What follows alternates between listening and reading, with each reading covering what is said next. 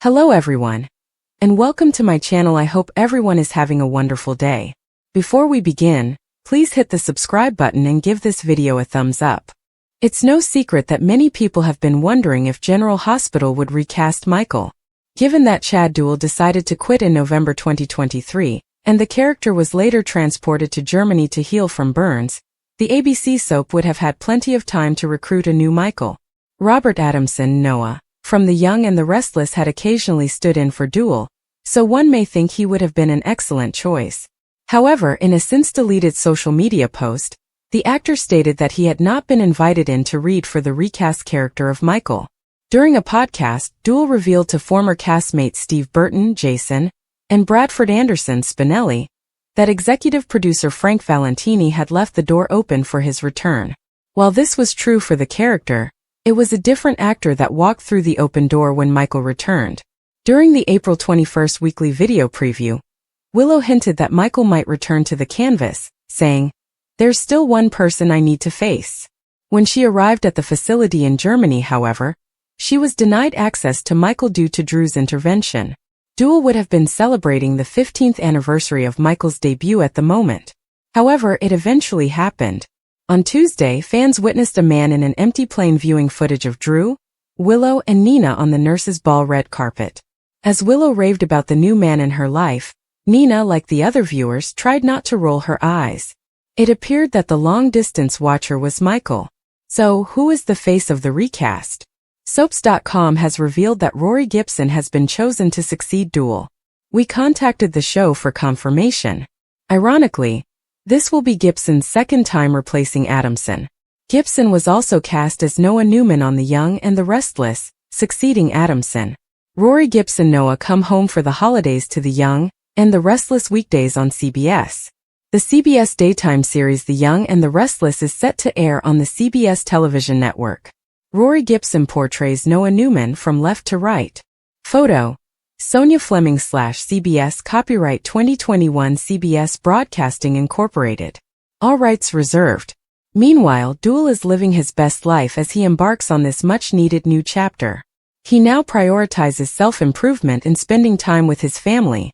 Not only has he lost 20 pounds since leaving daytime, but he has kept his admirers updated on his post-General Hospital exploits via Instagram photos.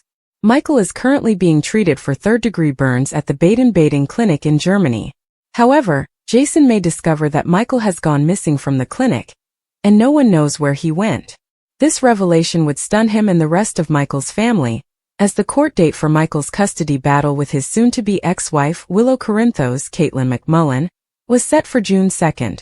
Michael Corinthos' disappearance from the clinic shocks Port Charles and deeply affects his parents, Sonny Corinthos, Maurice Bernard, and Carly Spencer, Laura Wright. They want Michael to heal and return to fight Willow for custody of his children. Meanwhile, Willow is astonished to learn that Michael has gone missing, but Drew Kane, Cameron Matheson, points out that Michael's disappearance is the best news for her, since she would automatically gain custody of her and Michael's children. Jason and the entire Quartermain family would be worried about Michael, as would Sasha Corbin, Sophia Matson, who is secretly carrying Michael's child. Drew Kane is responsible for Michael Corinthos going missing. Drew never fails to surprise us. He may have hired someone to transport Michael out of the clinic and kept him hostage until the custody court. This is to ensure that Willow, the woman he loves, receives custody of her children. We could never discount this out because Drew has repeatedly demonstrated his willingness to go to any length to achieve his goals.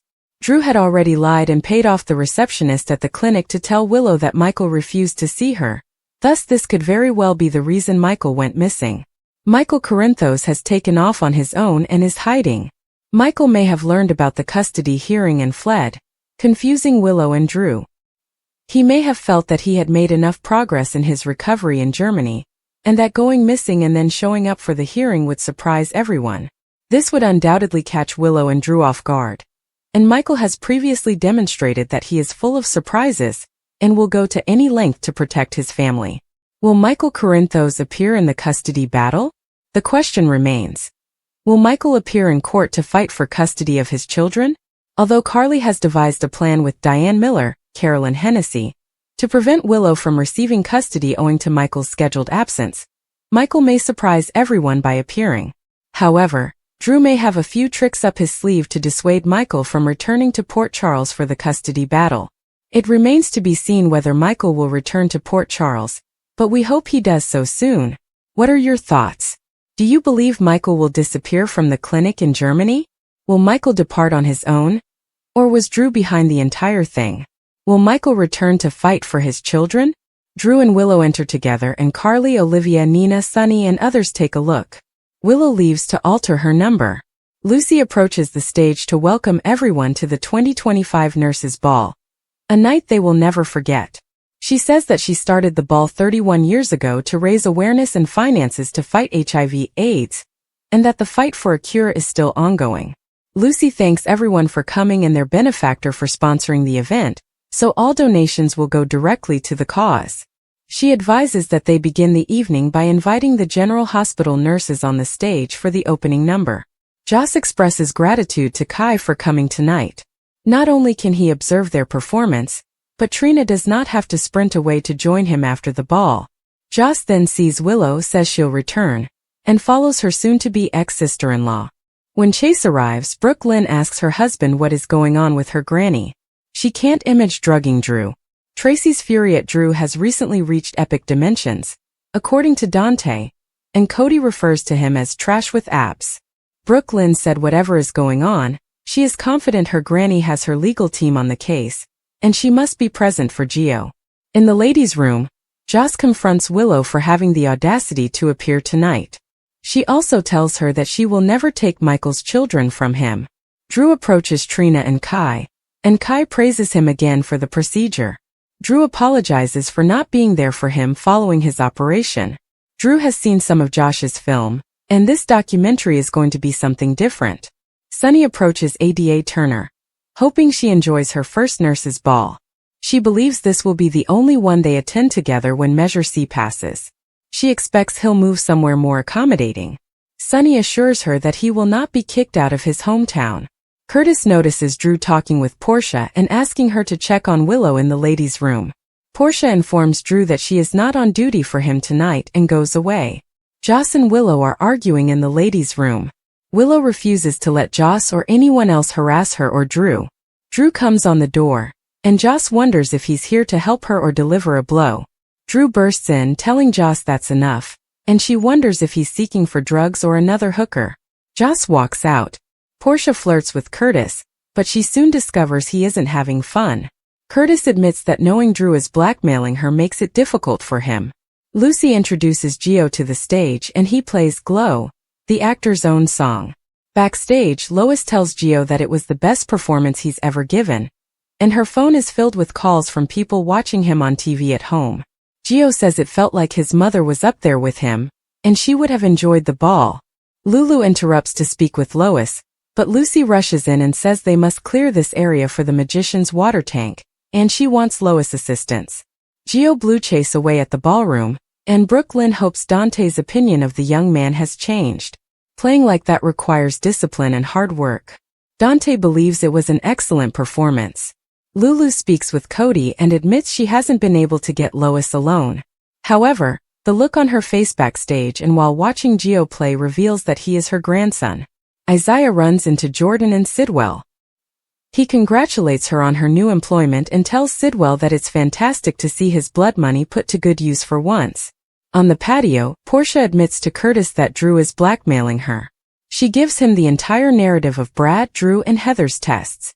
She was in charge until Drew intervened, at which point things became out of control. Curtis demands her tell him everything right now. Curtis can't understand how Portia could put them in this situation after everything they've been through. They survived all of their secrets and lies, and now she's doing it again.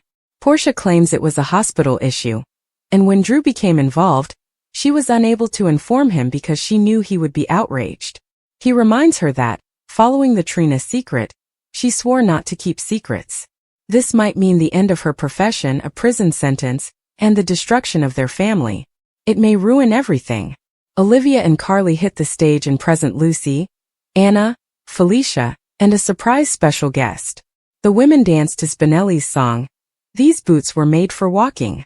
Curtis inquires as to what Drew has asked of Portia. She informs him that he asked her to persuade Curtis to use Aurora to spread nice news about him. Curtis is enraged that she left him and their family defenseless. She tears, saying she was trying to protect them. He claims she did not defend their marriage. Instead, she ruined it. He expresses that a marriage built on lies and secrets is not a marriage. He goes away, but she stops him, stating he can't abandon their marriage. Backstage, Lois compliments Spinelli on his performance as well as the ladies. Spinelli runs out to grab a drink, and Lucy thanks Anna for the suggestion to utilize Spinelli, which saved the nurse's ball. The other females scurry away, leaving Lois to clean up. Lulu enters and tugs Lois away, insisting they speak now. In the ballroom, Brooklyn assures Gio that he is a star before turning to Dante. Dante stands there unsure what to say. In a dressing room, Lulu informs Lois that Joe's mother truly passed on her musical genes to him. Lois claims she did, but Gio did the work, and Sonny assisted with his education. She says she needs to get back to the ball, and mentions that Dante is waiting for Lulu. Lulu describes Dante as a lovely man, but he's more than that. She refers to Dante, Gio, and Brooklyn as family. Lois asks what she wants. Lulu seeks the truth. She knows Camilla cut her tour short, but she did not give birth to a son in Los Angeles. Brooklyn, on the other hand, did have a son who is named Gio. At Alexa's house, she tells Christina that she knows she attempted to kill Ava. It can't be undone, therefore they have to conceal it. Christina claims she covered everything up, and only Lucky knows. Did he tell her?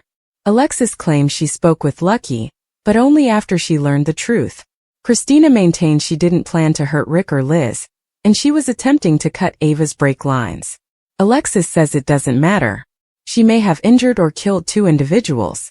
Christina maintains she tried to stop it and even attempted to phone Ava, but she did not answer. Alexis believes this is a good thing because it adds to the case against her. She cautions Christina that they know exactly what she did and can prove it. Christina wonders who they are. Alexis yells at Ava and Rick. She informs her that Ava has a video of her wielding wire cutters, and they have the automobile, which has not been wrecked. If the police find the automobile, they will see that the brake lines have been cut. Christina wonders why they didn't go to the police. Alexis informs her, "Because they are blackmailing me." Alexis fills Christina in off camera, and Christina fears her mother will be discovered. Alexis believes it might not happen because Rick and Ava have a shell business built up for the investments, but if she goes down, so do they all. Christina believes Ava and Rick cannot be trusted and should go to her father. Alexis warns her not to go to her father because Sonny would act, and Ava and Rick will react, sending her to jail. She says she's doing it not only for Christina, but also for her sister. If Molly discovered that her mother, father, and sister were all criminals, she would be completely alone. Christina discovers that her mother wrote up the commitment papers to protect her. Alexis claims it would have protected her, but she could not tell Molly the truth. Molly would have been forced to turn her in, or she could have been convicted as an accessory because she attempted to protect her.